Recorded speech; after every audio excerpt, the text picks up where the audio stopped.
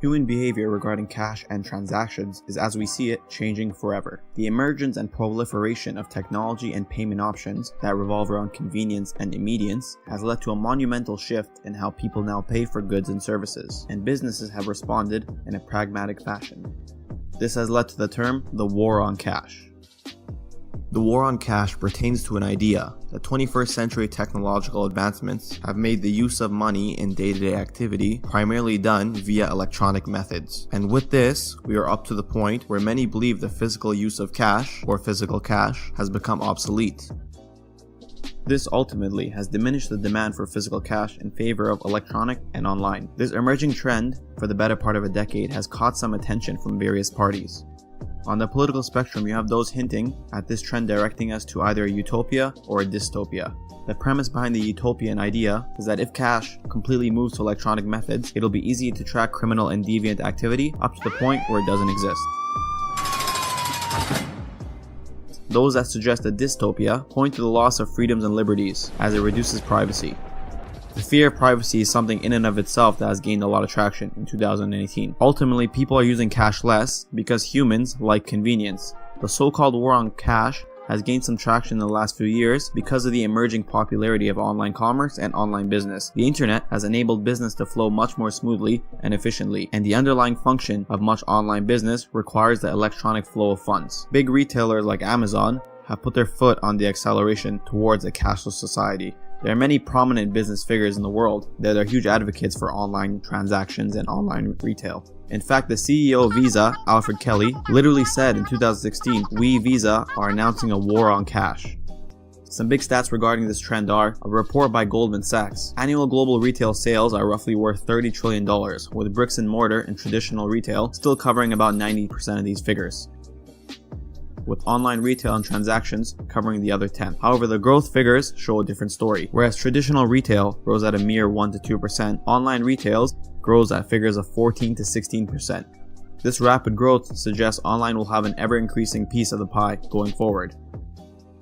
Younger people in particular, through their behavior, have pushed for this trend. Younger people now do more banking online, make more transactions via credit card and debit card, and are the highest age demographic penetration for mobile pay.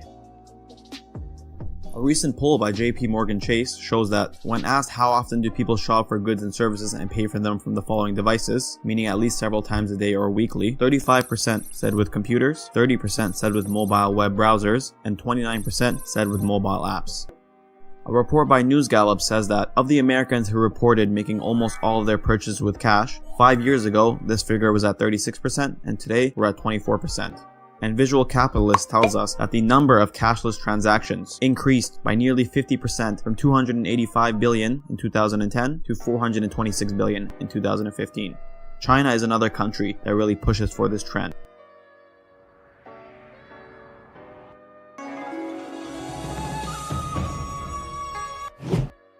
China's mobile payments market is worth $5.5 trillion, roughly 50 times the size of America's $112 billion. The reality is, and lawmakers should take note, that deviant behavior will always exist, and a so-called cashless society may remove the incentive for so-called terrorists and drug dealers, who they most notably bring up, but may incentivize things like hackers and hacker activity. Which one is worse? This is debatable. The United States in particular has a huge demand for its currency on a global scale. Various parties all over the world use the United States as their main form of currency, with an estimated over $1.1 trillion in circulation globally. The United States currency is referred to as a vehicle currency. What that means is it is the main form of currency used to connect various parties. If you have two business enterprises, one in Israel and one in Switzerland, it is very unlikely when they engage in trade for the Israelis to have a demand for Swiss francs.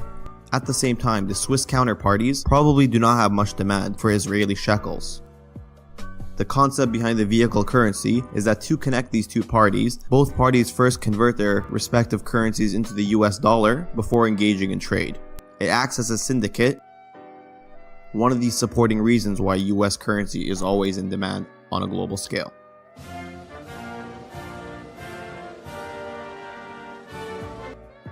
So is cash dead? Not even close. The majority of society still operates on physical cash, for a number of reasons. 1. People like it. In particular, polls and studies have suggested small miscellaneous expenses, or those just under $50, are highly conducted with cash as the transaction method.